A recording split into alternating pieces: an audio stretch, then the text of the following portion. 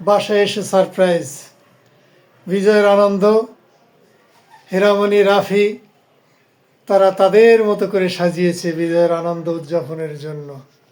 পুরা ঘর জুড়ে জাতীয় পতাকা সজ্জিত।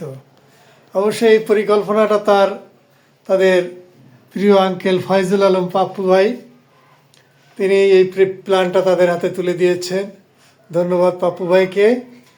আমার সন্তানদের কাছে আমার একটাই প্রত্যাশা, ভবিষ্যতের মত পথ ভিন্ন হতে পারে, কিন্তু দেশপ্রেম এখানে কোনো প্রশ্ন থাকবে না।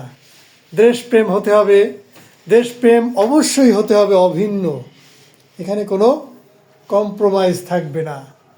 আমরা স্বাধীন দেশের স্বাধীন নাগরিক।